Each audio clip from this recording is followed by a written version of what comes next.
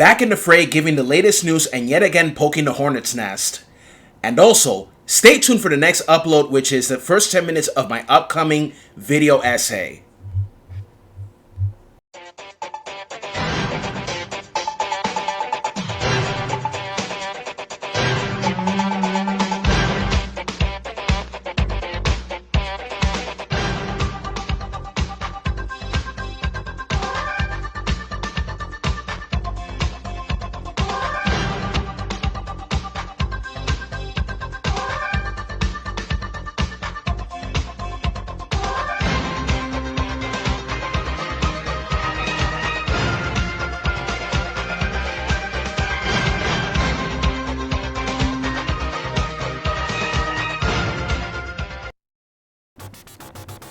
What's happening, people? This is John of Video Games in the World.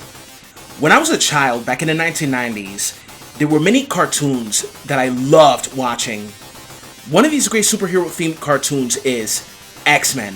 I fucking love that cartoon. Now, if you like X-Men Evolution, I don't like you. Just kidding, I thought X-Men Evolution was cool too. I'm just kidding, okay? I loved X-Men Evolution too, but the 90s is the best. My favorites were Wolverine, Gambit, Cyclops, and Rogue. So many great episodes that I really loved watching, such as the Phoenix Saga, the Dark Phoenix Saga, Days of Future Past, etc. One of my cousins, who was a huge Gambit fan, introduced me to X-Men when I was a child. I also remember playing the Sega Genesis X-Men video game, which I thought was really cool and way better than the Super NES X-Men video game. I remember going to the movie theater in 2000 when I was 14 to see the movie with my late father. And he liked that movie too. Oh man. I miss him so much. Papá, te quiero muchísimo. Y espero que Dios esté contigo. Now, in 2021, when I heard about X-Men 97, I was so excited to see that my favorite cartoon for the 1990s was going to be brought back with the same drawing styles. Eso! Yeah! I'm sure that a lot of us grown-ups today that loved watching it when we were kids back in the 90s were so damn excited. And now, the children of the 90s who are in their mid to late 30s or early to mid 40s are so proud to share this with their children, godchildren, nieces, nephews, and so on. Unfortunately, even after its announcement, these anti-SJW grifters came out once again out of the woodwork to say shit like, "Oh no, it's gonna be woke!" They always say that. Siempre dicen esa vaina. I just saw the trailer and I am excited that it's coming this March. However, I just learned that anti-SJWs are crying woke once again because there is a non-binary character. Really? You're gonna cry because there's a non-binary character in X-Men 97? Dios mío. And who is that character? Morph. Remember that shape-shifting mutant in the original cartoon? That's right.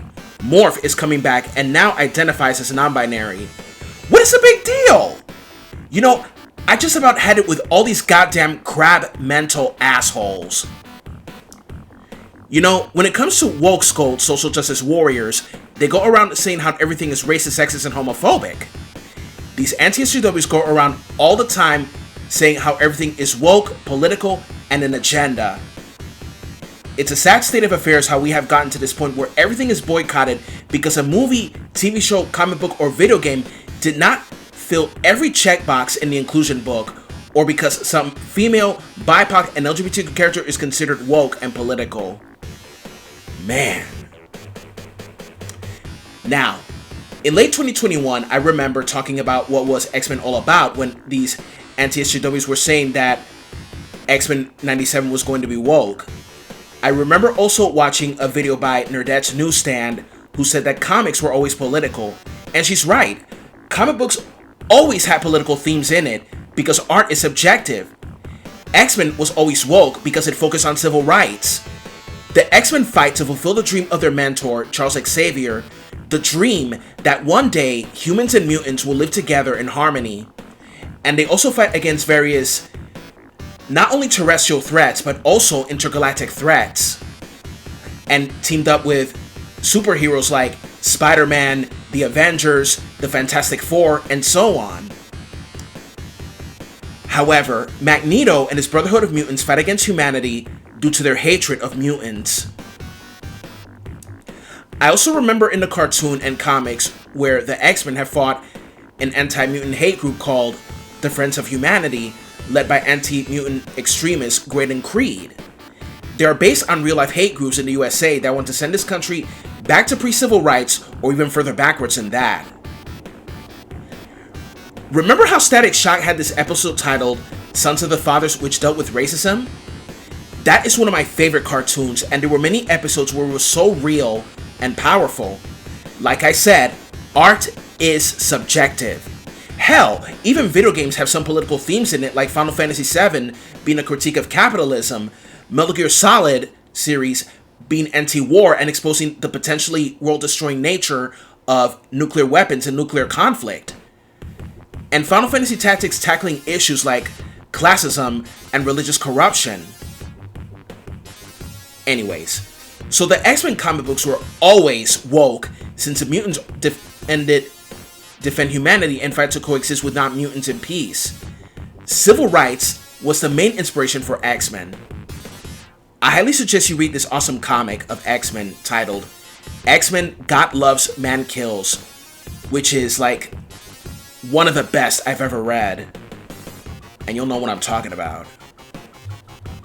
So many comic books dealt with social issues like civil rights, social justice, immigration, LGBTQ rights, climate change, gender equality, and so much more.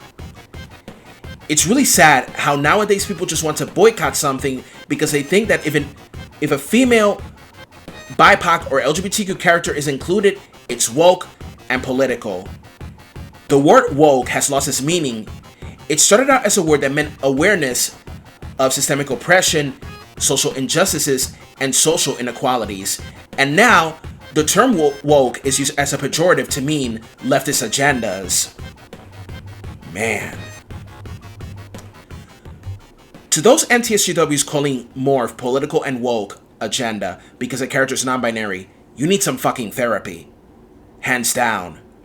Go out there in the world and learn that these people exist, and learn some tolerance and acceptance as well. There's going to be so much backlash because I am defending the show. If you think it's woke because Morph is non-binary, don't watch it and stop boycotting. Just scroll the fuck up. Shit. So stay tuned for the first 10 minutes of my video essay. I have started it from scratch since I have a new laptop, but I'm still writing and recording all. So anyway, don't forget to comment, like, share, and subscribe. This is John of Video Games in the World signing off. Later.